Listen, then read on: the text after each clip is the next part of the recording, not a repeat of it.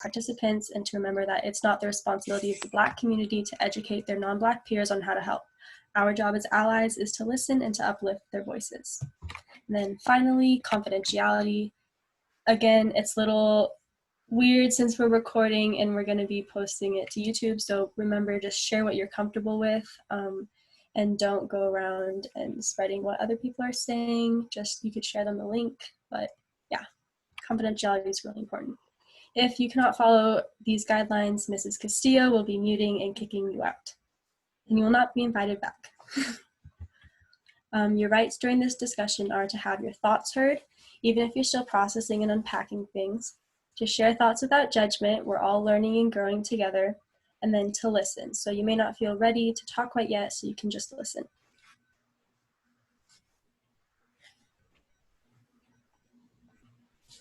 Finally, some themes to keep in mind are racism, historically, personally, and how it can be changed, hope for new eras, such as equality and human rights, and then responsible citizenship, speaking up and your commitment to learning.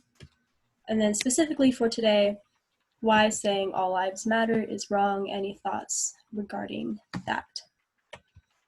So does anybody have any questions regarding any of those guidelines? I know it was a lot at once.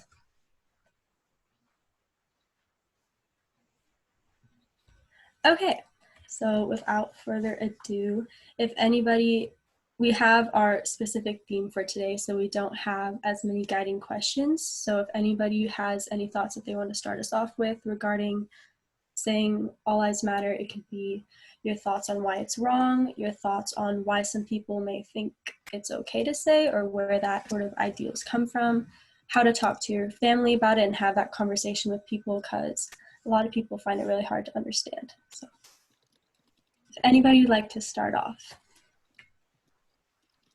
I'll just say this as the advisor for BAF, we suggested to the club that we come to these with kind of a topic so people know what they're getting into.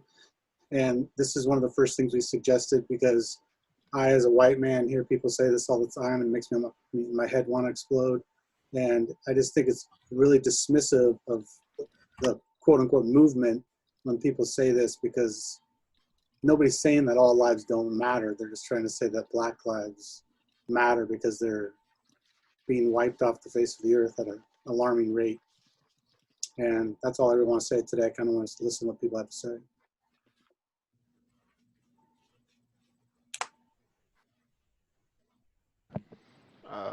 I'll jump in a little bit here.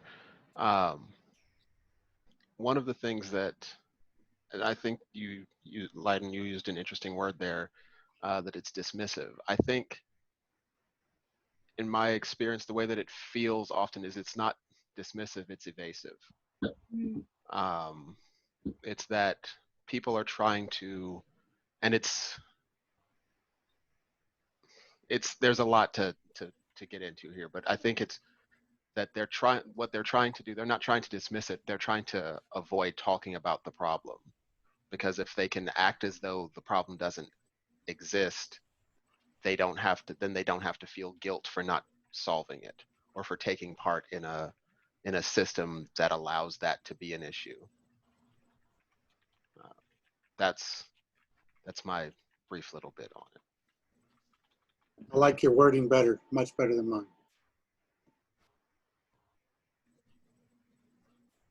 If I could add to that, I just wanted to say that I think that's a way of continuing the systemic racism that's allowed the power structure that we have today, is in the past to pretend like, yeah, all matter is just it's a manifestation of ignoring the problem, pretending that it doesn't exist. Being able to, be a white person and not address it is the sin of the white community, I think.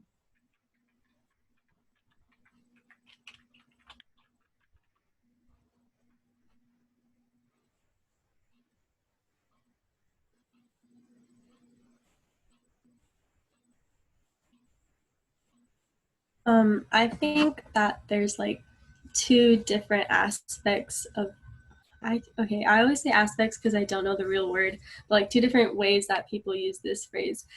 So I think, or just from what I've seen and experienced. So I think the first one is that they really they're against the movement. They don't want to support it. They don't want to understand. So they use it as a way to bring it down and to use other communities' suffering as a way to invalidate the Black community's suffering. And that's really unfortunate because that's really hard to deal with and to have a conversation about, because a lot of the times when they have that sort of thinking, they don't want to learn.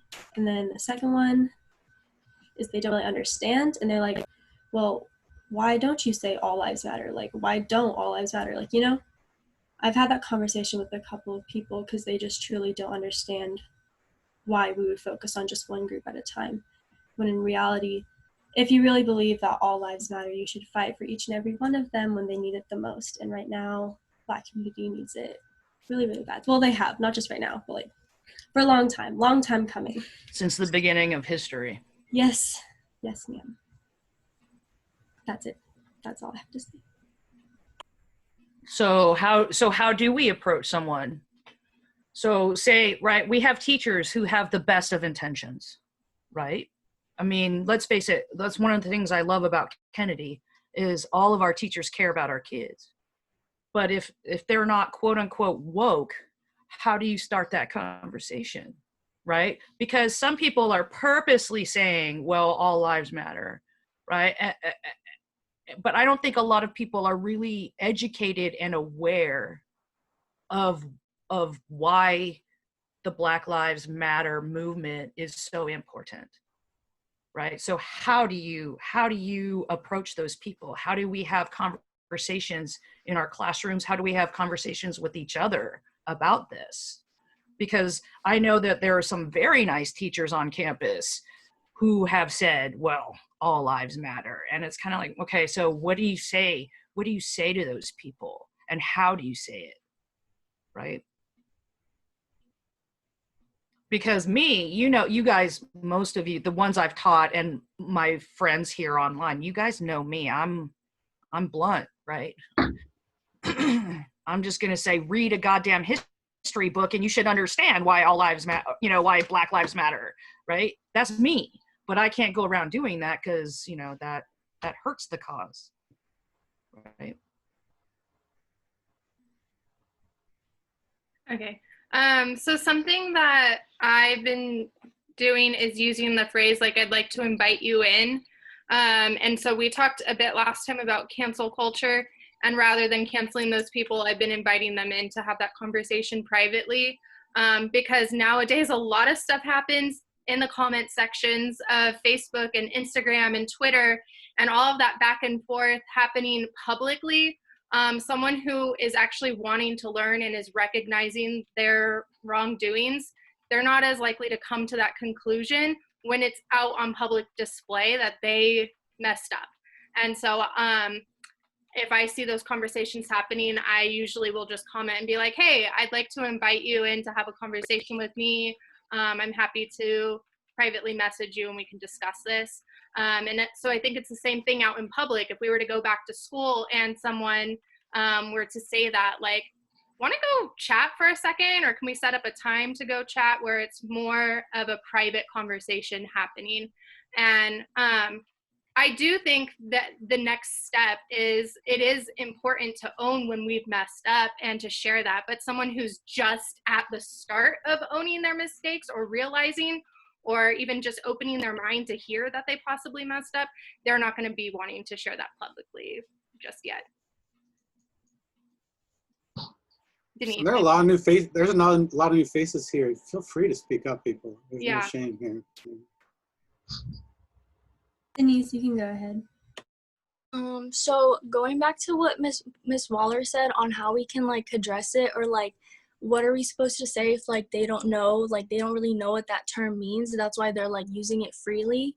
I saw this good example that I wanted to share. It was like, for example, you can like tell someone that doesn't know about it. You can say, for example, there's like a house burning down in a neighborhood. I think you guys saw this. It's like a really great example. It's like one house is burning down in the neighborhood, and then someone's like, oh, can you help me? Can I have some water? My house is burning down. And then imagine someone coming up to you and saying, oh, can I have water? Like, my house matters too. Like, you see, that's the problem. That's like, they're very ignorant about it. And like, they don't think of it as like a whole, like, your house does matter, but right now it's Black Lives That Matter. Like, that movement started for a reason. And the fact that people are saying it, it's like taking away that attention from the thing that's actually like most that matters right now, you know? So that's like a great example to like give someone that doesn't understand why it's really offensive. That's it. Radine, you can go. Personally, I think it depends on the type of person. Like, my neighbors are in their 70s, and I personally know that they support the All Lives Matter movement, but like, I feel like it has to be in a right scenario. Like, you can't, it's not, I would never go up to them and tell them, hey, can I educate you on why Black Lives Matter? Because I know, like, for certain people, if you already know with other things in the past, they're not going to be, open-minded. So you steer clear. It depends on each person, like, how their personality is, right? Is what I believe. Like, if I know that someone's open-minded, and like they're open to discussion, then I will, right? Then I'll approach them. But if I know like someone's like in their 70s and they're not as open-minded, they're elder, like, what's the point in me trying to educate someone that's like that, So, yeah. That's fair, Radine. My mom is 75 years old and she's on Facebook and she talks about how people are making comments and stuff. And I tell her it could be toxic and stay out of it. But I think by being silent at times, it also makes it worse because then you're not addressing it. And I'm like Ms. Castillo, I'll see stuff on social media and I kind of like reading the comments. I don't like all the things that are being said, but I like hearing people's opinions. And I don't know who it was, but someone says, and I think it's a good way of explaining it, is how can all lives matter until Black lives matter? And I think it's an easy way to explain it. Denise, I like your analogy. I never thought about it that way. That was good. But when I read that, I was like, okay, that it kind of is like a light bulb for me, and it really makes a lot of sense because until you start valuing the lives that are being lost, how can all lives really matter? I mean, it's a false equivalency. I think going back to what Radine was saying, there are, I agree, certain circumstances where people are completely unable, not unable, everyone's able to listen, but like unwilling to listen and unwilling to learn. I don't believe that there's such thing as you're too old to learn or you're too young to learn, because like Black children have to learn from itty bitty size what their skin color is going to cause, not their skin color is going to cause for them, but what other people are going to cause for them because of their skin color. And people who are old, they are really stubborn in their opinions, I find a lot of the time. But I think even their age should not be the only thing holding you back from talking to them about it, because you never know how somebody is going to react to you trying to educate them until you try. And I think it's an ally's job to not put that on somebody from the Black community and to take over and to do that work for them, because that's exhausting for Black people to go through. And I have experience with somebody who I've talked to them about this topic multiple times, and they're just really, I've found, unwilling to listen and unwilling to learn. So I've stopped wasting my time trying to help them, and I've given them all that I can. And so I feel like in some instances, like if you really just can't change anything, it's a waste of energy, and that is completely understandable. And then in other instances, you can't give up until you try. So yeah, sorry, that was kind of rough.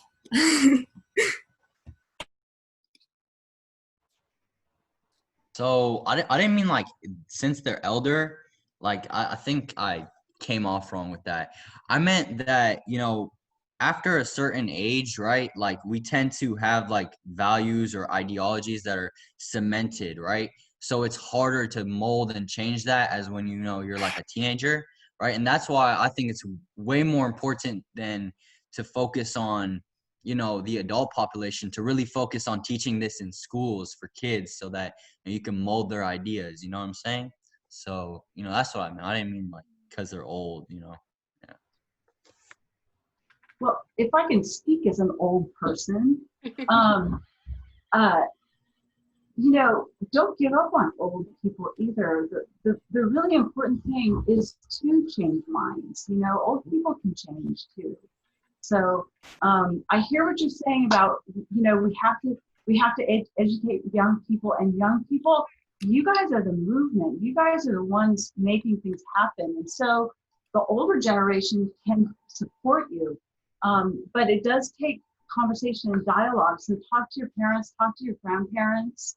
Don't give up on them because they can change.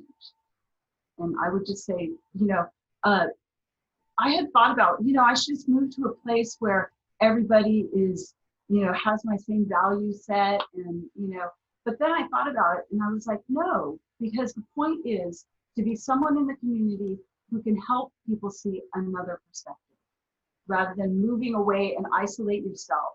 That ends up being segregation, you know, and we don't need that. We need to be able to communicate to old people, to people of different ethnicities, to different communities. We have to reach out, I think. Ariam? Yeah, I think age shouldn't have like it shouldn't be like, oh, they're this old, so I should just kind of back off. But I think definitely, like Caitlin said, at a point, like if you do get into the conversation and clearly they're not willing to listen or actually like have an open mindset to change their like thought process, I guess, then it's kind of like, okay, I should be spending my time educating other people who actually want to change and actually want to listen and hear what you say, rather than just get defensive and try and like fight back more. Yeah. Yeah, I was gonna go off that same thing. Just yeah, don't give up on age. My dad, he's always voted Republican.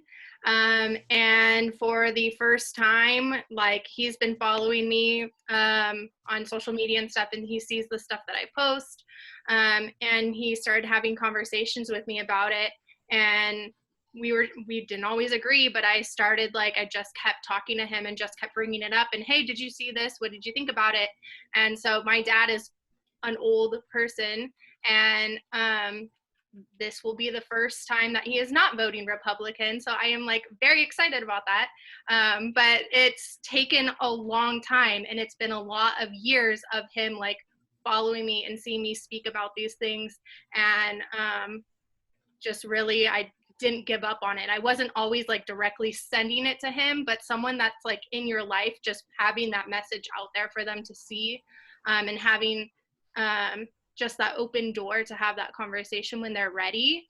And so I know like Radim was saying, like he doesn't want to just like go up to them and say, hey, let's talk about this. But just having that like idea in their mind of like, if you did ever want to talk about it, like I'm happy to share my perspective with you and have that conversation. And I'd love to hear where you're coming from too. Our older generation may be more likely to listen to that, right? I think it's a Waller. Yeah. Yeah. So what I also, while I agree, like, but you also have to pick your battles, because you can't go around educating everybody all the time, and that, because that's just going to burn you out, right? So you really have to pick and choose. Like I was, I know I exposed some of you to the Come Up Collective on YouTube, and one of the things that that group of students was saying was, you know, if there's a guy I have to work with every day, then yes, I'm going to have these conversations with him. But if it's someone at a party, you know, who I know I'm never going to see again, then maybe that's the time to back off and chill and, you know, not have that discussion at that time. Right. So, you know, it's like, we, you know, we're all here because we want to, this is important to us. Right. But also you need to really pace yourself too, right? So I just wanted everybody to like remember, like the more you put yourself out there, the less of yourself you're going to have, right? So you got to really choose, you got to really think about the context in which you have these conversations. That's all I wanted to say.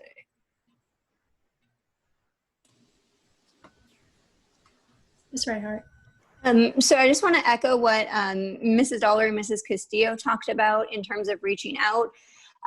So something that just happened last night is I was scrolling through social media and a family member posted something that was very much like All Lives Matter-esque, and it reminded me of how polarizing our media is and how like confirmation bias is a part of that. So if you don't have somebody starting a dialogue, it is very convenient to fall into this mindset of, and this is how the world is. So like Mrs. Dollar's example of like, well, I could move and like that might give me peace of mind, but then the people whose neighborhood I left will never hear this information and will continue to perpetuate like harmful narratives. And so I hear what everyone's saying. You definitely do need to pick and choose your battle, but people are not going to know until someone's willing to talk to them and break through that confirmation bias. And then going back to like, I know we're kind of off the age thing, but I'll be really fast. How Caitlin was saying Black children at a young age are taught that this is most likely going to happen to you because of your skin color.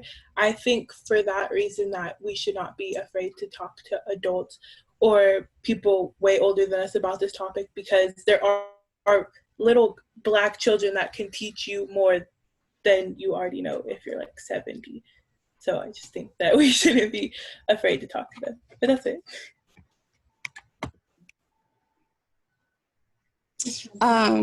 Yeah, I just wanted to go off of that. And I've had a lot of conversations on Facebook and like going back and forth with people.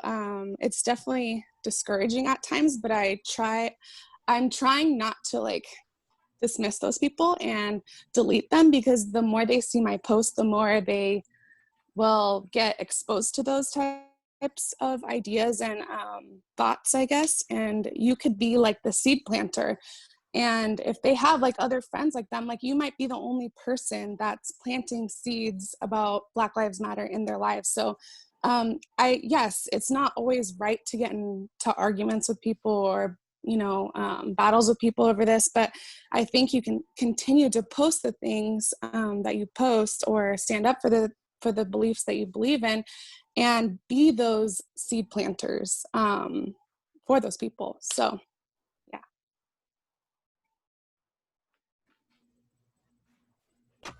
Mr. Dickens. I had a couple of thoughts. One of the big ones, I think, to Waller's original question is, and sort of to the idea of an older person, is that it's important. I feel like it's important for us to remember that racism is taught. It's a learned behavior. So if a person who is 70 is having these ideas, then that's a thing that they learned over those 70 years. Nothing happens immediately. They had to learn that attitude, so they have to unlearn that attitude. And one of the big things is that, and I know that it's tough for me, in that I'm sort of similar to Waller in this instance, that I'm fairly blunt with most people, but you have to meet that attitude. You have to find ways to meet that attitude with love. Like that, it can't be you're an idiot and you're a racist, so because that's putting that person on the back foot immediately. Right. But if I'm saying, if I'm trying to understand, why do you feel this way? And a lot of times I will say, just as part of full disclosure, I've never had that interaction with someone saying all lives matter around me. I think the reason for that is probably pretty obvious. But it's a thing that when you see those things, when you see those attitudes, you have to be able to take the step back and really say, why do you think that? And understanding where is this person coming from? Uh, so, and then this will be my last little point. I also think that there's another element of it, which is for a lot of people, I think they think we live in a post-racial America. It's equivalent to, I don't see color. So when someone says, and if someone says that, it's what you're saying is you want for this to be a world in which this doesn't matter, but what you're actually saying is you're not acknowledging our differences, and because you won't acknowledge them, we can't move forward together.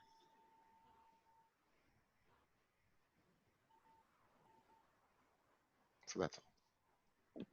I agree. Do you guys really think it's a racist-free country because we elected a black man president? No, but people try to say that. Castillo. You are You're on muted. mute. Yeah, so there was a children's book that recently came out by, I want to say like Reese Witherspoon or someone, but it was all about like being purple people, which is another way of saying like all lives matter and being colorblind and we should all just be purple people. And rather than celebrating like diversity, it was all like the message of the children's book was about finding your similarities with other people and celebrating them. And so like there was a big argument about this like on social media and stuff between teachers that were like elementary teachers that were bringing this into the classroom and reading it. And the discussion was very much about like, why are we just celebrating what's similar about us? Why are we just celebrating that we're all people? Like, why aren't we celebrating the beautiful differences that we have and what we bring to the table and what we learn from each other because of our different cultures and our different upbringing and, you know, all of that? That's what we should be doing, is celebrating the differences and appreciating those. And so I just really liked that conversation that was having, and I think it did open a lot of eyes that way as well. I wanted to say something else, but I forgot, so we'll go to Dollar. Thank you. I actually want to speak to what you just said and what Dickon said about someone who's 70 has learned something over all those years. I'm 53 at this point, and when I was growing up, I think I've told you guys before that my last name before it was Dollar was Gonzalez, right? And so when I was growing up, everybody had to be the same, like you were saying, I was so ashamed of my last name being Gonzalez, because then everybody would immediately know that I was an outsider in a white suburb. And I mean, I looked like I should be in a white suburb, but my name gave me shame. And everybody was supposed to be that way. And when I was little, I didn't know any better. And I wanted to be that way, you know, like my father, you know, I can't speak Spanish because he didn't want children who weren't American. And so he didn't teach Spanish to his children. So we lose our identity. And those old people have to be able to get that back again, you know, to be able to understand what the loss is by saying everybody's the same. And you guys, it's a flip, you know, we're not the teachers, you guys are the teachers now. And so I actually think that's a really exciting thing, because, you know, being a teacher for me helps me to learn so much from you. I'm so impressed with young people, and I've been teaching for a while, and this group of young people, the last 5 years, I am so impressed with. You are so knowledgeable and so on your game with regard to social issues and so many other issues, the environment. It's just really impressive.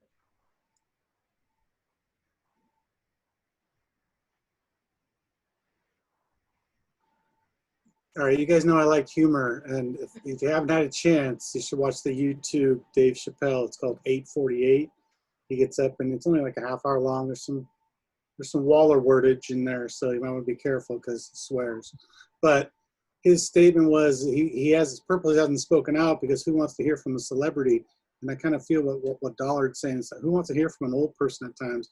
He said I'm comfortable being in the back seat and letting you guys drive because this is your movement, so to speak.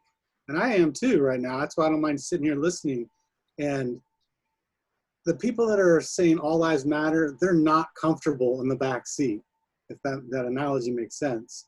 And I don't think you guys should stop driving the car, so to speak. I just think you need to be aware of your passengers and maybe teach them how things work in your car. I don't know. I'm an analogy guy right now. Sorry. But watch it, 848 or 846. I can't remember exactly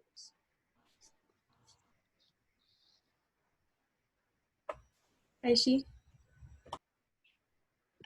So I just wanted to say that I hear a lot of people say that, you know, everyone is the same, that all people are the same. Like, there's only one race, the human race, whatever. But the reality of that is that that's just not true. We all come from different backgrounds, different cultures. And I think that people need to understand the difference between saying that people are the same versus people are equal, that everyone is treated equally. And so, yeah, that's all I want to say.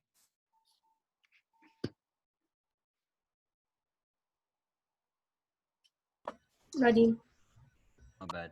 I think another reason why people say all lives matter is because they have this idea of like false patriotism is like, oh, you know, one nation and we stand for all and this is such a great country.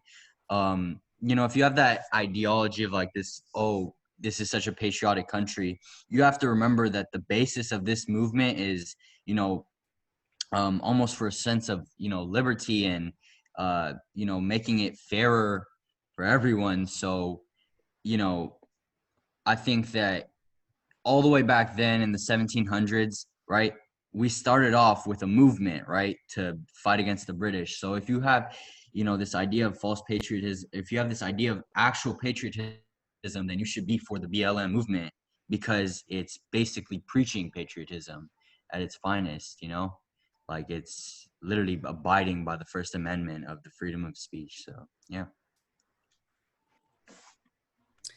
I just kind of wanted to share my perspective on things and how I've been processing during quarantine. I don't know if a lot of you know, my husband is Black and I have a biracial daughter. So just coming into a relationship with my husband, I feel like I was oblivious to a lot of the racism and even the things that I have taken on being a white female. And I really had to look back into myself and correct some things and own up to some things. And I think that part is important as allies of, you know, Black and other races, that it's important to look at yourself and see the perspectives that you have grown up or believed in and correct them and be okay with being wrong and owning up to that and apologizing for that. You know, I live with this white skin every day. People see me, they see privilege, right? But they see my husband and they see, you know, criminal. They see like he has all these stereotypes, right, attached to him just by his skin. But you know, he's not those people. And so I kind of have to own up to that. Like, this is my history. Like, my skin shows the racism, you know, in our country. And I have to own up to that. Like, I apologize on behalf of my skin color and people that are the same descent as me and, you know, apologize. And it's okay to do that. So I just wanted to share kind of my perspective on that matter. Mrs. Johnson, I'm just going to echo what you're saying. So my husband's Latino, and it is a very different type of racism than the type of racism that when we're talking about the Black community. But when you're talking about like starting a relationship and that has like opens up your eyes, like it really resonated with me because was like aware of racism in this like nebulous way, and nothing smacked me more in the face than seeing the way that like police interact with me versus like the way they interact with my husband. And it was like jaw dropping the first time like that was like I was confronted with that. And then ever since then I'm like, oh well, now that I am hyper aware of this problem, like what am I doing to have these conversations to like change this? Because I have privilege in this conversation. I have privilege, and so therefore like what am I using that for? So Mrs. Johnson, I very much echo what you're saying, and like yeah, that's it, end of sentence, period. Definitely. Just to piggyback on that, I don't mean to put my husband on blast, but he did get pulled over the other day for going through a yellow light. And it's just crazy because he texted me, you know, I'm getting pulled over right now. And I'm like, oh shoot, like, are you going to record? Like, what are you going to do? You know, like, is everything okay? Like, stay on the phone with me. Basically, I was like, I should be in the car right now. Like, I want to be in the car because I don't know what's going to happen. And like, he was saying like, you know, the cop was cool, whatever, but he was like shaking.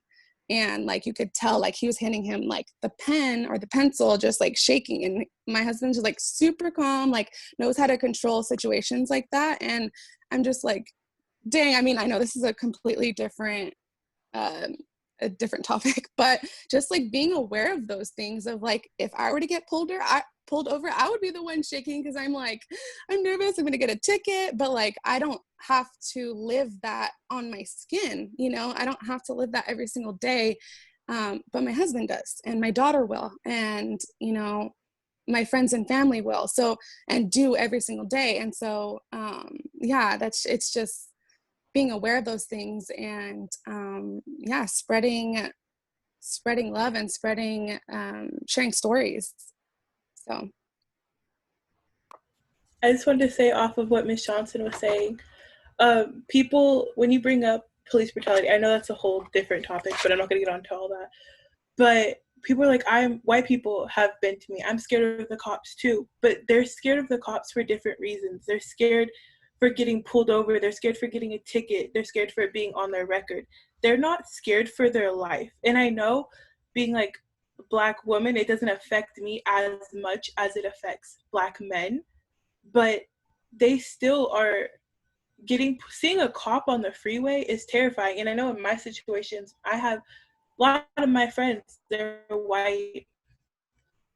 So being in a car with them, and if they get pulled over and they don't know how to act, I can get, like, a cop can be bad to me, I guess you could say, instead of them. And if they don't control their temper, that scares the crap out of me.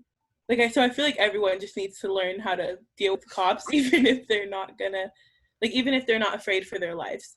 You need to keep in mind of Black people if they are in your car.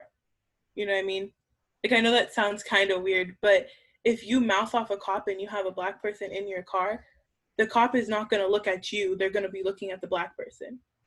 So that's just my thing. So we're talking about like the All Lives Matter topic, and I'm thinking as a teacher right now, I teach ninth grade. A lot of you guys have me for ninth grade. I do public speaking, but like within the freshman literature, it's like Romeo and Juliet. They point out how white Juliet is and why it makes her so special or whatever. That's your opportunity to bring the conversation up in front of class with your teachers and other people. And of Mice and Men, Crooks is the only Black character, but why does he have to live out in the barn with the animals? I mean, there are venues to bring this up. And I mean, Denise was in my public speaking class, and I was just thinking about public speaking. I almost want to make this a topic for an argumentative speech or persuasive speech and let somebody defend it. And if someone wants to defend the All Lives Matter, let them reveal themselves, because it allows the conversation to happen. And I think that is kind of what, when we say how we bring this up to people and those type of things, I think you guys do have the opportunity in class, and you're going to be doing it on Zoom. So it might be easier for you because you're sitting in the comfort of your own home rather than in that classroom, and everybody's going to turn and look at you and be like, oh my God, Miss Waller's the one that just brought this up. This is awkward. Well, guess what? You know, if you ask the question, get the conversation started, and then turn your camera off, who cares? But at least the conversation's happening is what I'm trying to get at. And the classroom does lend itself to it if you're courageous enough to start the conversation. And I talk about that stuff all the time in class. You guys have been in my class. It has to be addressed. I just wanted to say a quick thing to what Leiden was saying regarding our books. Oh my gosh, we have got to get rid of, first of all, Of Mice and Men is so offensive to so many groups. We should not be teaching that. Even if you can spin it like, look at how the one Black character is treated. Look at how the one female character is treated. Look at how the one mentally differently abled person is treated. It's so offensive to me to have to teach that. I'm being honest with you guys right now, and I don't know how this reflects with the district, but I'm going full force to try and get them to get rid of that book specifically. And there are others that we need to get rid of as well. But you know, I signed up for the curriculum piece, and I want to try and address that this year. So if anybody else is interested in that. But what I wanted to say also about the All Lives Matter is there's also the Police Lives Matter.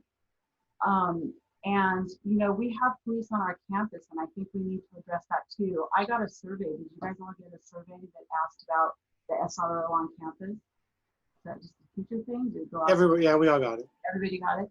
I think that we've got to address that too, because we have to change the institutional racism against Black people, against brown people, against any group that's being targeted right now by the police. We can't have that happen. So I think we need to try and address that too. Is it my turn? There's, I think in the column it says Dollard, then Dickens, and Castillo. Is that right? Am I reading that right? So, Mr. Dickens, you're up. Oh, well, I primarily wanted to echo Dollard's statement about, and I will say, like, as someone who went to school to study English, I love Steinbeck's writing. But I think it is incredibly problematic that the books that we are expected to teach to all of our freshmen are all very, very canonically white. And like I've made that statement before. So, but the other thing, to echo the idea about, I mean, I see a lot of things about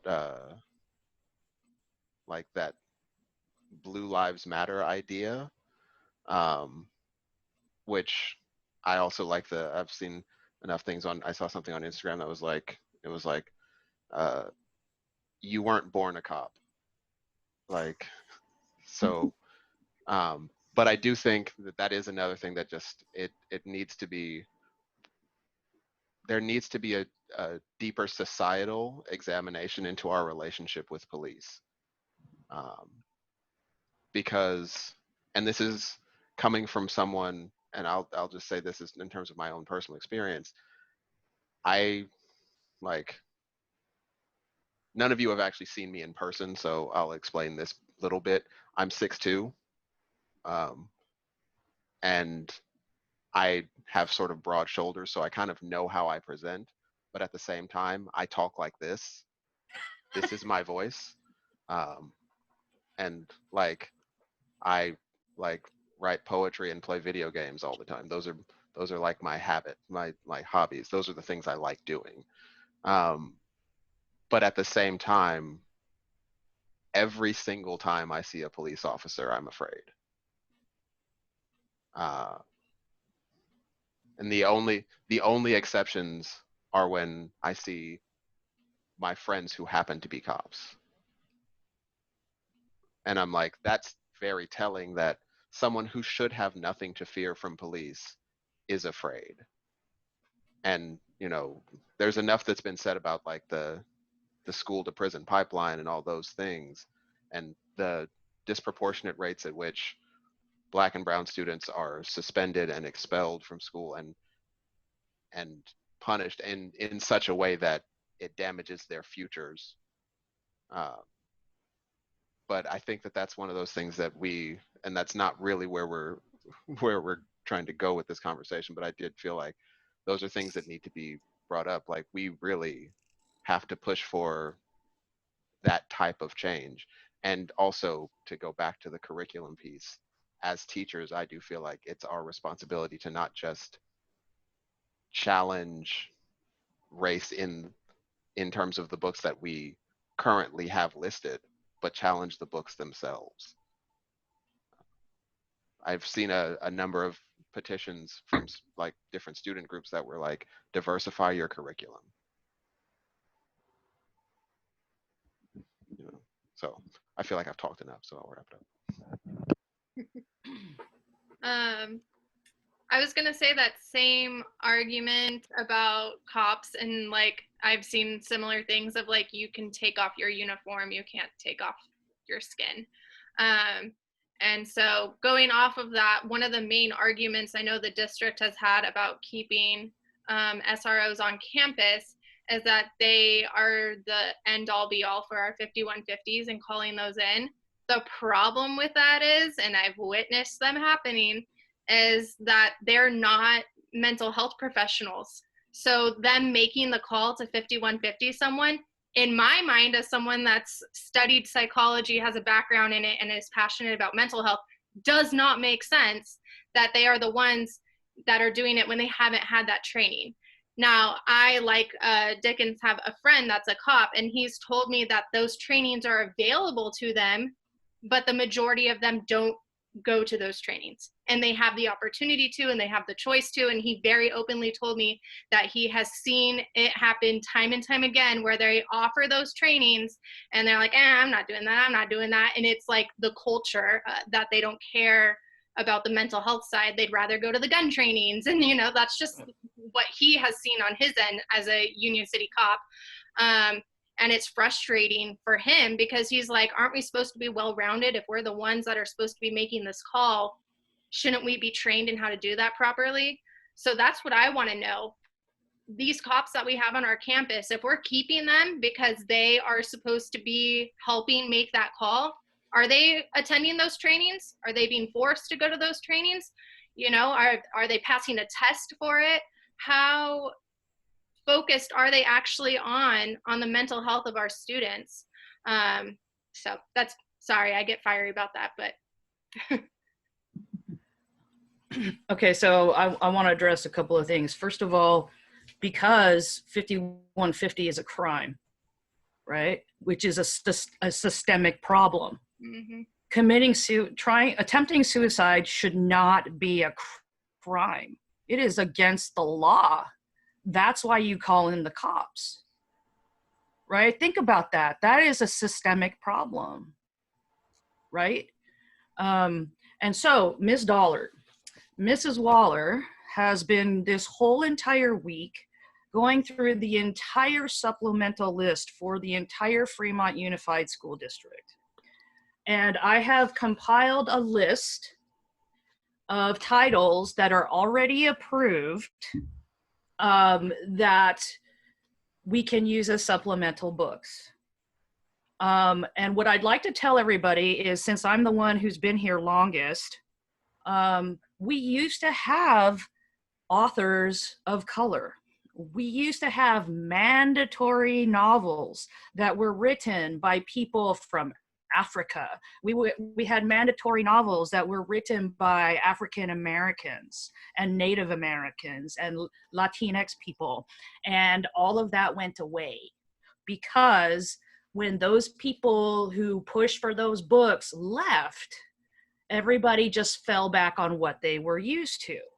Also, if you take a look around our district, the diversity of our district has changed. The makeup of our district has changed a lot. And so what happened too was we had a lot of white flight. And so, and also there was a time where we couldn't get any teachers of color either, right? That's also a problem, because, and this is systemic, right? If you're poor and a person of color, you're not going to take a teaching job that pays you jack shit. you're gonna want to make more money, right? Not like the crazy people here who, care about kids and things like that, right? So, it's this crazy thing. And we had a group of board members who were literally just book burners. Okay. And so they took books out of the library. They took books out of the curriculum. And that's why our list looks the way it does. And I was talking to Cody about this. Mr. Chow the other day was like, I feel complicit in this because my focus was not on these novels when we had the opportunity to bring in different novels, right? Like my focus was on different things because you can't do everything. So I let that slide, right? I could have been the person that was like, no, we need people of color on this list, but I didn't because I was dealing with other things, right? And historically, it's really the district makes it really difficult to adopt novels. They make it really, really difficult.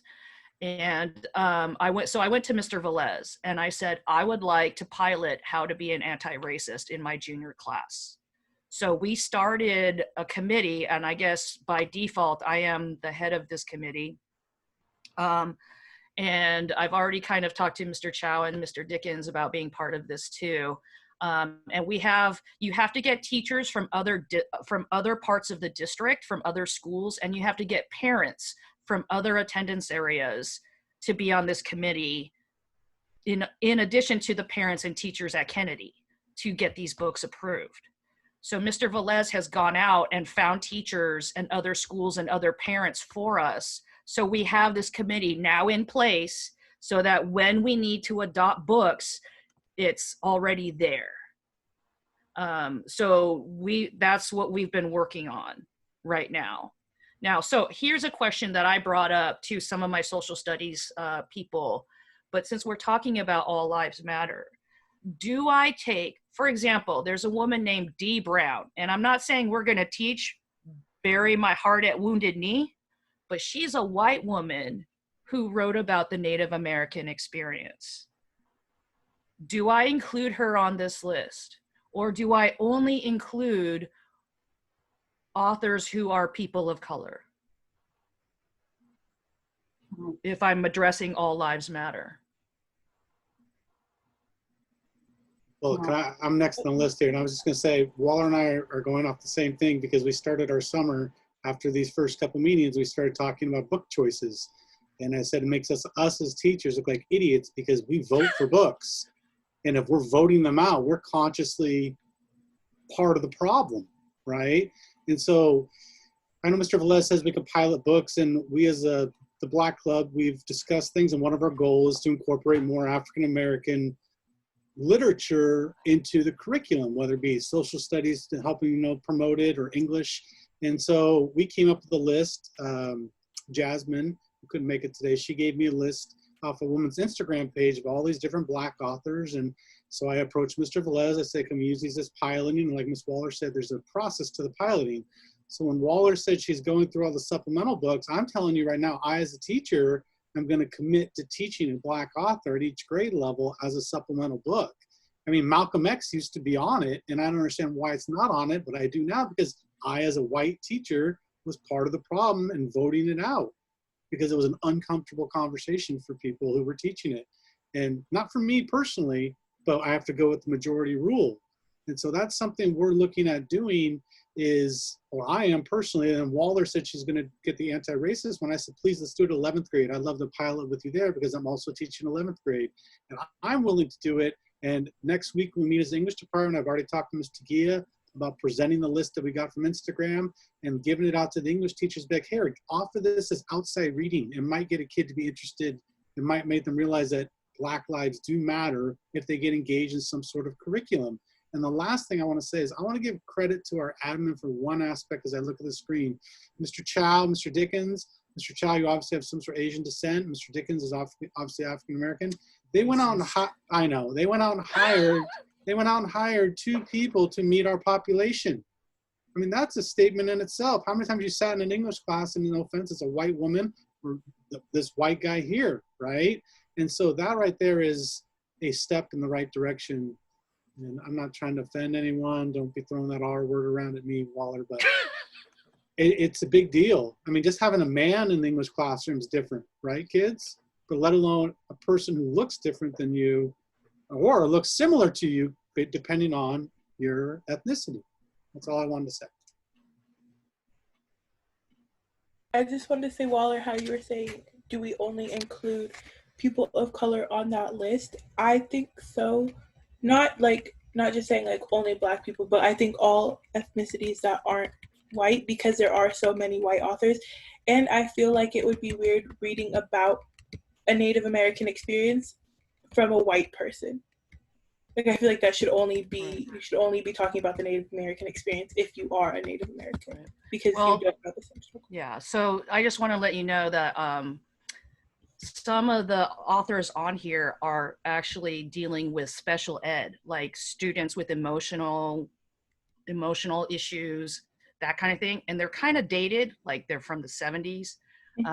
So I don't know if they're available, but I'm putting those on there because that's also an underrepresented group, right? Is people with Definitely with disabilities. The stigma around that really needs to also leave. And the goal of piloting these books this year, Waller's beginning the process, is to get more modern perspective into our curriculum, which is a positive. Cielo. Okay, so I just wanted to go on the topic of earlier, about when they started talking about like, oh, Blue Lives Matter. I think that is a good idea to have a discussion on, because I feel like a lot of people are like confused on that as well. Like, I was kind of confused at first when I saw that on my social media, because I was just like I thought it was a joke at first. Like, honestly, I didn't think it was like for real. And like people were like actually serious about it. Like some people were even like protesting, not like here or anything, but like all throughout the US. Like I saw some people even protesting about Blue Lives Matter and stuff like that. And I just want to I don't know how a job matters so much. I'm not trying to discredit what they do or anything, but I just feel like can't talk, but through doing some research, not like an extensive amount, but I found out that like the police formed, and they used to be like slave catchers or something like that, but like that's like the whole reason police even formed in the first place. So like it doesn't come about that they're still like suppressing Black people, if that makes sense.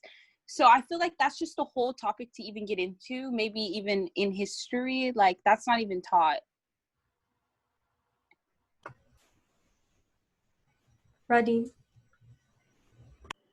So I just have like a really quick serious question for like the what's it called, the teachers.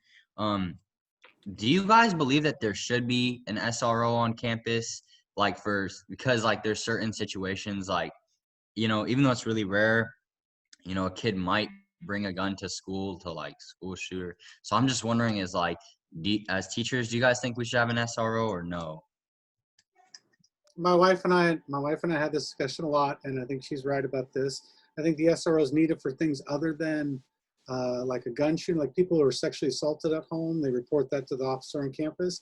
I don't think they necessarily need to be on campus every day, but I think they should have a cop assigned to the school. So if there's a call or something, they can go to there. They don't need to physically be on the campus, in my opinion. I mean, if you looked at the budget, we're spending $800,000 from the district to pay for the SROs every year, but the police department gets 48% of the city's budget. That's kind of double dipping to me. I think we should have a cop assigned to our area, like the junior high and the high school, if there's an issue, but I don't think they necessarily physically need to be on campus. That'd be my two cents.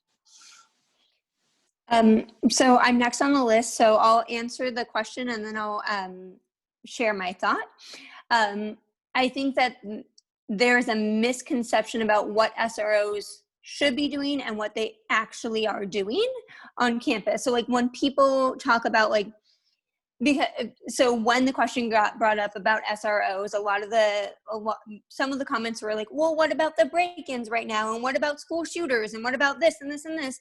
What about fights? What about all these things that like I have seen campus supervisors and admin deal with? I haven't really had experience with SROs. So my question is like, if we're going to keep the position, what are we actually getting out of that? Because we're not getting what we think we are out of that. So that's my thoughts on it. But the comment I originally wanted to share was going back to books. I want to talk about textbooks, and John Oliver did a really great segment along with the Huffington Post about how U.S. history textbooks are deliberately designed to align with this like all lives matter and to like whitewash history. And so no wonder we're in the moment that we're in, where because people just aren't educated and deliberately aren't educated on these moments. And like Cielo, you just brought up like, why isn't this happening in our history classes? And like, that's intentional. And the people who like are on textbooks committees like have biases, and that's not just for novels, that's for US history and world history textbooks too. And like acknowledging that is a problem is the first step in fixing that. So I just wanted to let you know that it goes beyond English. Like in my content area, I see it all the time too.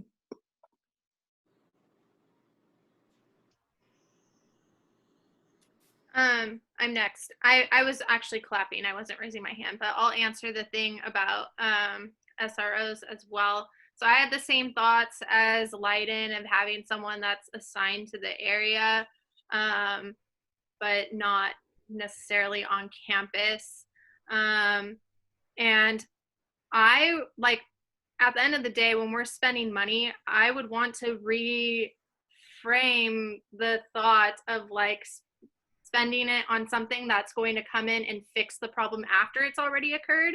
Why don't we spend the money on prevention and providing correct education and providing tools and resources to stop the problem right when it's happening or before it's happening, rather than coming in and slapping the Band-Aid on afterwards. So that's where my mind goes, is that's a lot of money that we could be providing kids with more mental health resources, with drug abuse programs or educations or different things that can keep some of these bigger issues that we're seeing happening on campus. It could keep them from happening in the first place. So that's all I wanted to add to that. Ms. Nguyen.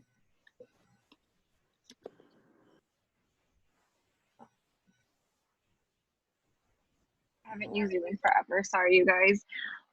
Just going back to what Mrs. Castillo said and what Ms. Reihart said about SROs. Can you guys all hear me? Okay.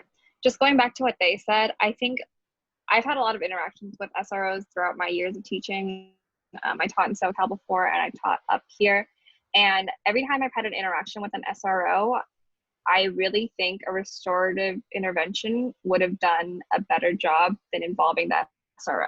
So I understand there is a concern with gun violence on campuses, but if we're being honest and you look at statistics, I think that more can be done for students, giving them preventative measures and offering them supports before it ever gets to the point of escalating where we need a police officer involved that's also not trained in how to handle students and how to handle mental and social emotional issues with them.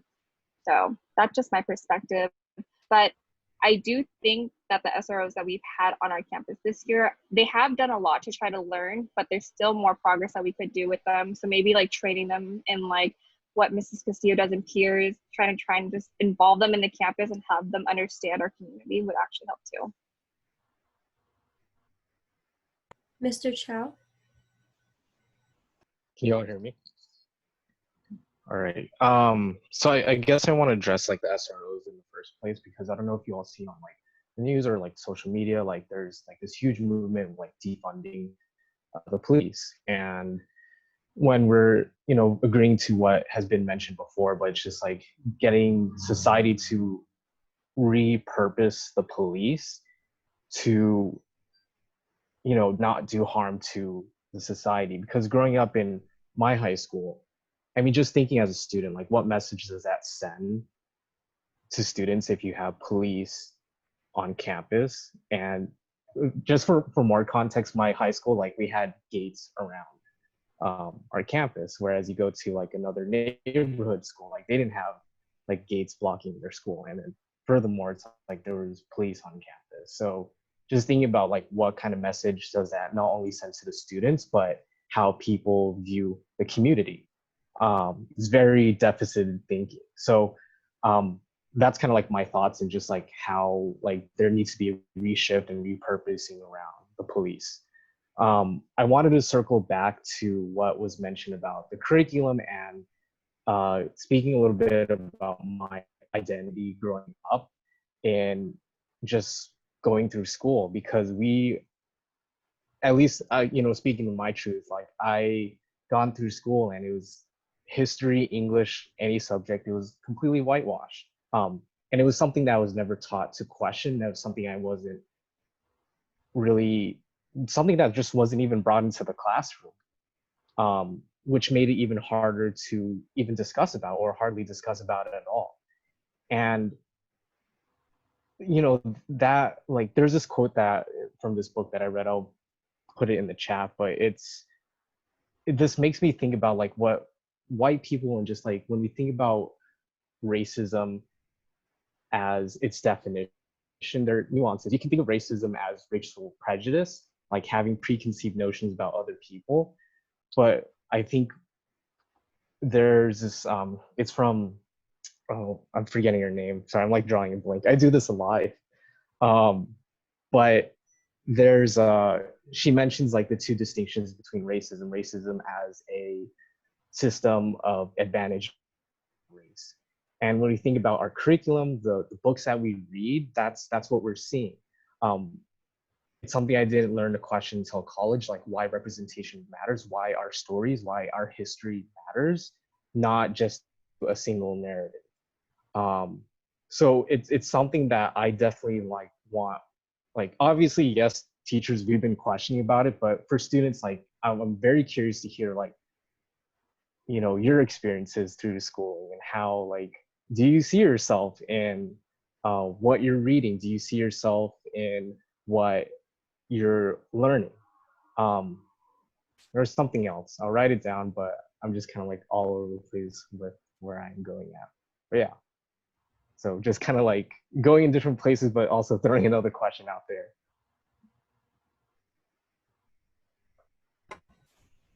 Ms. Dollard? I wanted to go back to the SRO thing really quickly, because Odin had asked that question. I want to make sure to answer it. I think that we're paying for a community for the police officers to be where they're supposed to be for the whole community. Why schools have to pay on top of that?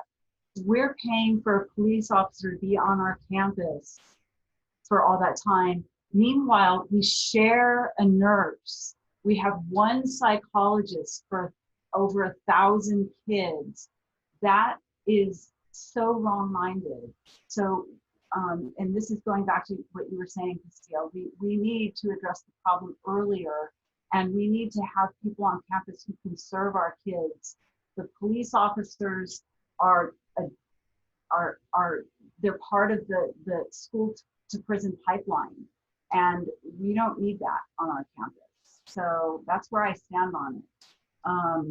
And then I wanted to go back to the curriculum that Chow was talking about, and I did want to give props to Waller, because remember she was saying that it's really hard to get a book onto that list. She got Nelson Mandela on that list. So she has been doing that work, even though she's, you know, maybe too hard on herself, because I think she's always been doing the work. So I just wanted to point that out. And then I wanted to point out that, okay, 9th grade, we have To Kill a Mockingbird. That's supposed to be the book to represent the Black experience. And what happens at the end? First of all, it's a white gaze book. It's written in a white girl's perspective. And then at the end of it, who dies? Who dies at the end of it? None of the white people. Actually, one white person, but the one Black person who's a good person is the one who dies at the end. Spoiler. But I also wanted to say that there are plenty of books written by African Americans about African American life. That is what we should be using. So we need to get rid of Mockingbird too. That's all I have. Mr. Dickens. So I guess I'll go in sort of a different order here, but no, I'll go in the same order as Mr. Chow and Ms. Dollard here. With regards to SROs, yeah, they've got no. We should not be paying nearly $1 million a year to terrorize Black and brown students on campus, because that's what they do. That's not, and it's not intentional, but it is the fact of the matter that their effect. It's the phrase, when you're a hammer, everything looks like a nail. Cops are trained to do one thing, and until we reckon with the fact that they cannot do those things, the things that we actually need for students to have on campus, like we're complicit in that every year, every single time. I've never had a positive interaction with an SRO. As a student, as a teacher, it's never happened. And so that, I feel like that's one of those things where we really just have to recognize that by further funding police, we are defunding education. With regards to the curriculum, and again, this is one of those places where I'll be blunt, especially because, Dollard, you brought up To Kill a Mockingbird. I have no interest in hearing about a white woman's opinion of racism against Black people. It's a good book. I was just laughing with my wife the other day about the scene in which Scout is dressed as a ham, but it just doesn't need to be taught. It's the same thing as teaching our students, like teaching U.S. history and leaving out the horrors of slavery or the Tulsa Massacre, or all these different things that we know happened, that were perpetrated. And I realized a while ago that I wouldn't have learned about a lot of those things had I not had a Black U.S. history teacher who was very purposefully challenging the curriculum. So that, like, when we asked that question, to go back to Waller's question about whether or not we should be teaching books through the white gaze of people of color, I think that those books can exist. They don't have a place in our schools. Because this is not the moment for that. I think that's the big thing, is that right now we need to teach to the moment that we live in, and the moment we live in is demanding voices of people of color. So that's those things. I will say, to sort of add on, because I am really interested in the answer to Mr. Chow's question. I will say that for me personally, I had, in all of my, this is from elementary school to high school, I had 5 teachers of color. And if you think about all of those, not one of them was an English teacher. I think 3 of them were PE teachers. So that's really telling about what a person who looks like me can grow up and do. And I'll get out of the way and let the students take over. Next is Waller. Okay, so my husband was an administrator at Robertson. And those of you who don't know, Robertson is the continuation high school here in Fremont. And Robertson has this reputation, right? Just like Kennedy has a reputation. But they have worked really hard to get rid of the need for an SRO, right? They do a lot of, so they were the first school. Robertson was the first school to do the restorative justice stuff. They were the first ones in our district. So they've been doing it for a really long time. And what my husband said was, a lot of times you call for the SRO and they never show up, right? Like the admin team has had to deal with things because the SRO was never even there, right? And I have to say, how many times have you guys even seen our SROs on campus in the last couple of years? Like, do you even know who he is? Do you even know what he looks like? I thought it was a she. No. Well, that was, yeah, we had a she and then we had a he, right? Like we've had a lot of SROs, but like the last 2 years we've had a male. And have any of you seen him?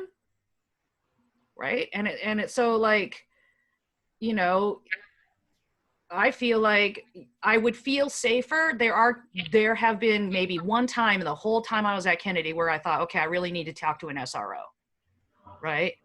Everything else I was able to handle myself or deal with it through administration.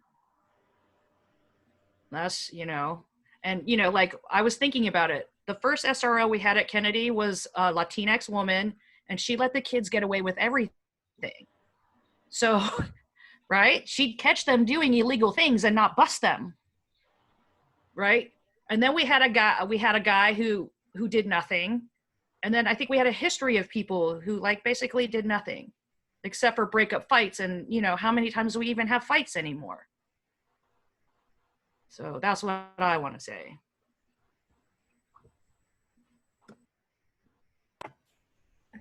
I think next is Ariam. Yeah, I just want to go back on the topic about the curriculum and stuff and how we should like give it like more diversity basically, because even when the last time I learned world history was in 7th grade, and it's like we had half a week where we actually learned about like Africa and stuff, and then the rest of like the Black History Month we only learned about slavery. And it was like there's so much more about Black history outside of slavery. It's like we weren't like our history doesn't start at the point of when they took us to America and enslaved us. It's like there's so much more that could be taught rather than, oh, there was slavery, then segregation, and that's about it. Now we're all happy and equal. And it's like so whitewashed basically. And I think, yeah, it's very important even to have books that are just written by like people of color, so that's like more representation. Because even that, I don't think I've ever read a book in school that are written by like people of color or even women or anything like that. So I think it's a very important thing we have to focus on going forward.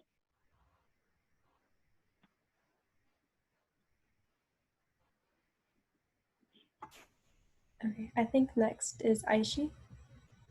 Yeah, so going back to Mr. Chow's question about like seeing myself in our curriculum, I'm of Indian descent, both my parents from India. I grew up here. I think I've read a solid 1 page of like Indian culture in our history books, and I think I remember that from like 6th grade. And it was literally 1 page, like 1 page. And you know, my mom has told me from her history books about like European influence and British influence on India, and there was nothing of that in our history books.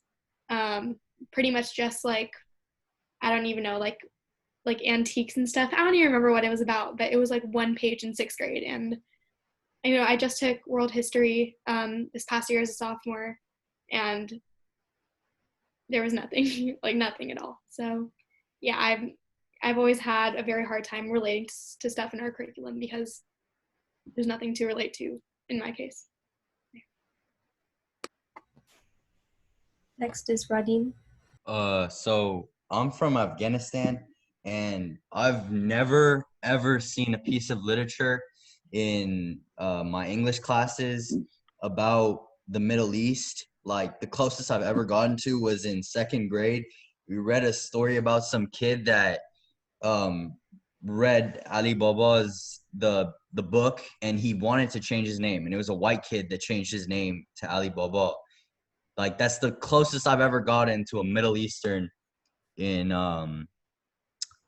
English literature. And I mean, I guess I'm gonna read The Kite Runner now, but yeah, it's like the closest I've ever gotten.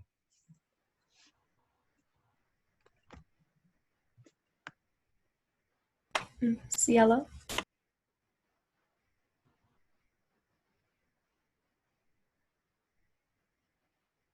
Okay, sorry. I don't know why I wouldn't unmute. So I just wanted to say about the SRO, since we're like kind of still on the topic.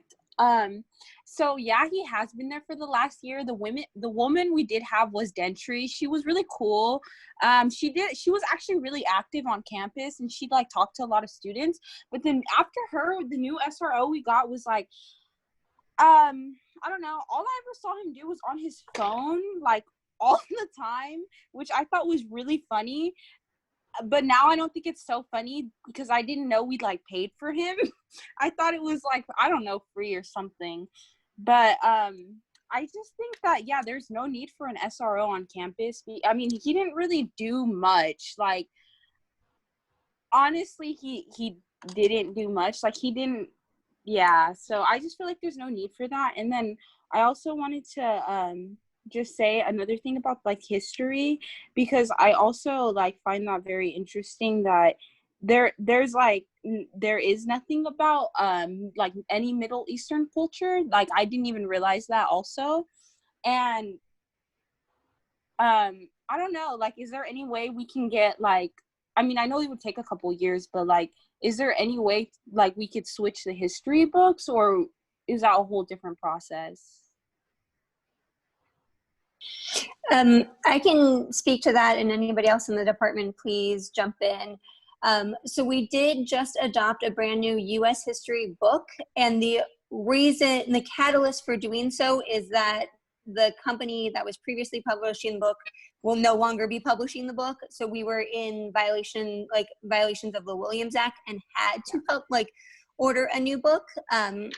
If it was not for that, and we were in violation of the FAIR Act, which is FAIR Act was passed in the state of California that history, social studies books, when talking about people of color and people in the LGBTQ+ community, need to be representative, right? So you can't just talk about, and I'm going to use this as the U.S. history example, you can't just talk about Mexican Americans and just bring up the Bracero program and just paint all Mexican Americans as laborers. And that's like an aspect of the FAIR Act. So for those two reasons, we had to get rid of our U.S. history book.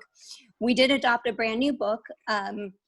However, our world history textbook is not up, like they're still publishing the book. So we are still in contract with them. And I don't foresee a moment where in the foreseeable future, especially with pandemic and budget cuts, where we will be changing that book. So we have changed our AP government book in the past few years, and our U.S. history book. And I was on the committee to do the U.S. history textbook adoption, and I feel like this, of the options that were presented, this is the best option. So, and there's a whole thing on the ethical dimension to the textbook that is supposed to really get people into, that it's supposed to have more analytical, deeper conversations about these moments in history. So as you all are juniors, please tell me if that actually, if that's what you got out of it, and if you saw what I saw in the book is what you got out of the book. Yeah, just to give you guys perspective, that blue U.S. history book has been around since I was in high school, and I'm 25 now. So being a junior, that's about 10 years that book has been published, and it's been out of date since when I was in school. So it takes a while to change textbooks, given adoptions, and then you have to pilot it and test it. But we are using a better history textbook for U.S. history. I wouldn't say it's the best. It's definitely the better option. And I've worked with Ms. Reihart a lot, and we created a lot of curriculum to be more inclusive especially because the book does jump really fast. So right away in the beginning, the first group that's already marginalized is Native Americans, which is really ironic because you're talking about US history. So yeah, just to give you guys some insight into that. If I could jump in really quickly, I was just at the board meeting on Wednesday, and they were talking about an equity commitment that they were making, that the board was making, and curriculum came up with that. So for the history teachers, I feel like this is a good moment, and there's a new superintendent. This is a good moment to say, hey, I know you guys are addressing curriculum and equity, and we need to get a new history book. So a message out to the curriculum department right now would be, I think, well received. Or even to the superintendent.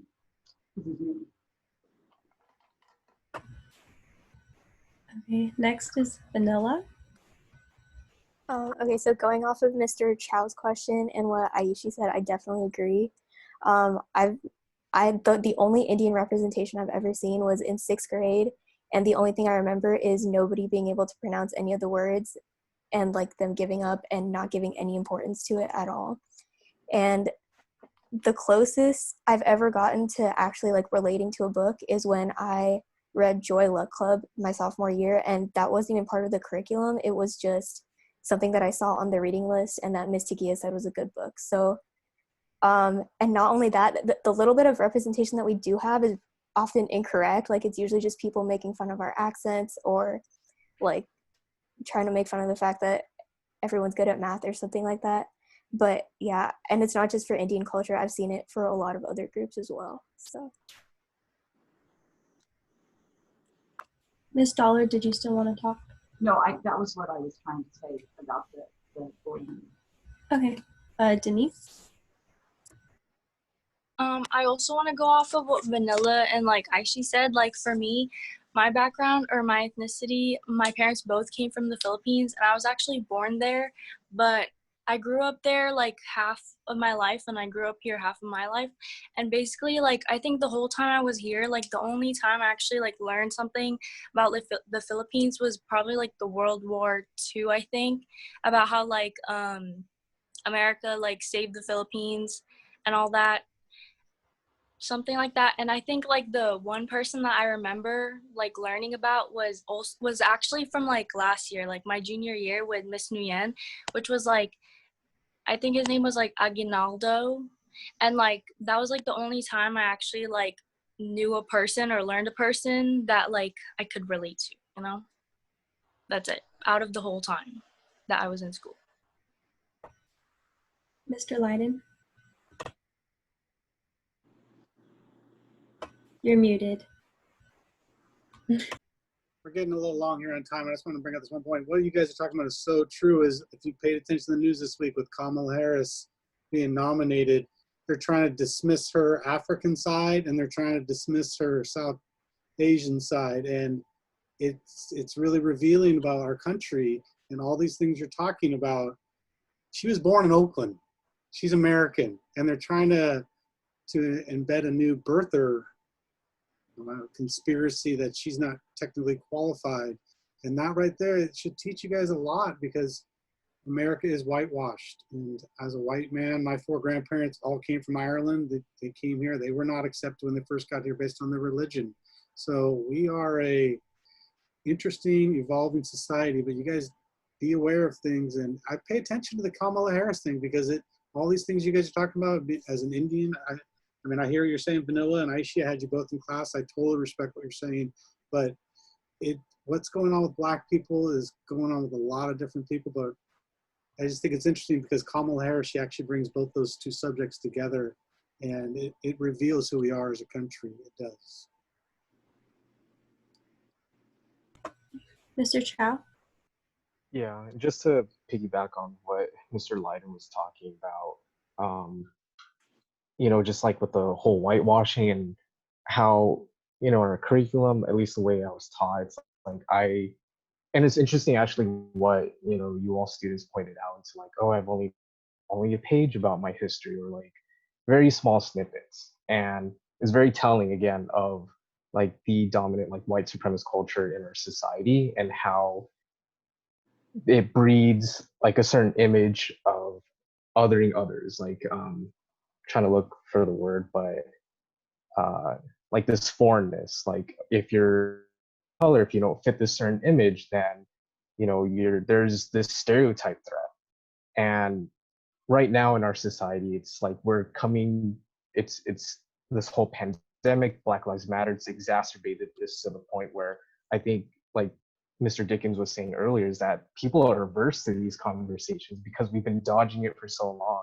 But now it's like I do think we do have an opportunity with, there's like, this is very exciting coming in as a new member of the community of Kennedy, that you all are holding these spaces, having these discussions, and trying to hold our community accountable for it.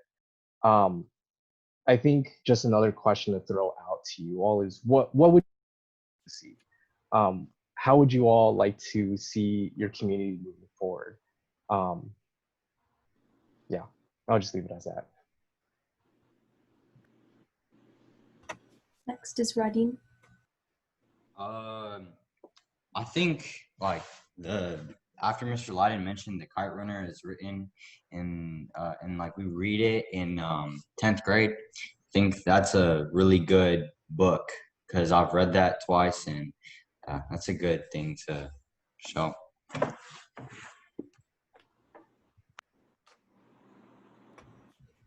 Waller, is that a hand? I'll just say this though, Radim, like I was talking to my wife about the kite runner thing. It was only adopted because we have such a large Afghan population within town, and they thought it would meet the clientele, so to speak. Well, we have plenty of Chicano, we have plenty of African Americans in town, and why aren't we making that same effort? Even the Asian culture. I mean, name one book besides Joy Luck Club that people can identify within schooling. It's just diversity is key, and I just want to thank you guys for today. I'm gonna have to wrap up because I got a couple other things I got to do this afternoon. It was nice seeing you all, and hopefully I'll see you guys in Zoom, our next Zoom meeting, okay? And then BAF members, I will see you tomorrow at our Zoom at noon. Okay? Mr. Dickens, Mr. Chow, nice meeting you. Okay, we are running a little low on time, but if anybody, specifically students, wants to answer Mr. Chow's question really quick, what do students want to see in their classroom and community, and what do students want to see from your community moving forward? So if anybody has any last thoughts on that, you can go ahead. Castillo? I do, just since Mr. Chow and Mr. Dickens are new, and we do have some new students here. But we did start these for that exact reason, to change our school culture, to change our school community. When actually Caitlin and Livy and some of the other peers came to me and said, like, we need to talk about this. Like, we can't just keep sitting on our hands. We're peer advocates. That's the class that started this, was our peer advocate class on campus. But they're like, we need to advocate for our peers. We need to advocate for others on campus and make change. So I don't want to speak for all of the peers, but that's what they want to see in their community, is that all of us on campus are able to advocate for others. It's not just, and that's why it's part of our guidelines in the beginning, it is not just the job of Black people to sit in their class when something happens that's inappropriate or racist, to stand up and say, hey, that's wrong. We want it to become something on our campus where we are all allies and we stand up and say, hey, that's not okay. And we're taking on that burden, that job, and educating others, because it shouldn't just be our Black students or our Black teachers that are having to stand up and say something. So that's why this has really started. And a lot of our earlier conversations, we reiterated over and over and over again, that this is about looking within and how we can grow as individuals, because as we look around, the majority of us here are not Black. So how do we look within ourselves and find how to become better people so that we can do the work and continue to learn and grow as allies? So I just wanted to throw that out there for those that are newer to this. That's why this has all started. And going off of that, like, I know like Mission has started having these conversations. I think Irvington's had a few and everything, but these conversations started at Kennedy. They started at Kennedy before school was even over, and we have kept them going all summer long. And I just cannot express that enough that I'm just so excited by Kennedy, as Mr. Chow was saying, like, it's so cool to come into this. I'm so proud to work here. I'm so excited to see that these conversations are happening, that we continue to get new students and new teachers coming in wanting to be a part of this. And I know school is going to be starting pretty soon, and we're going to feel that burnout real quick because this year is unlike any other year ever. And I don't want us to lose this momentum. I don't want it to die out as we start to get wrapped up in school. This needs to get stronger, and we need to continue to have these conversations. So that's what I want to see in the community. But I think that was really well said. I think, yeah. went on a rant. So, wrapped it up in a little burrito. It was perfect. Oh, did someone? Oh, Miss Vo, did you want to talk? Oh. Sorry. She says no one can follow after that. Chicken. I was actually clapping. I was just a reaction. Here, dude, just drink this. Like you said, it was well, so I'm not gonna even try. I don't want to. Just drink it. You need to. Okay. I think unless any students want to add to what Castillo said. While there's raising your hand. I just want to say thank you to all the new people who came today, especially Rodine, because he has been the only male student we've had in this conversation. So Rodine, thank you so much, and try and get more of your peeps to come. Thank you. Yeah, I will. I'll try. Sweet. Okay. I think we can wrap it up now. You guys are all officially on the email list, so even if you don't RSVP to future ones, you will still receive the link the day of in case it's the last minute, like, oh, that sounds fun, I'll go. So all of you are always welcome to come back if you'd like. And yeah. Thank you for everyone for showing Yes, up. thank you so much. We can call. Thank you all so much. We can adjourn. All right. Love you guys. Love you. Bye. Bye.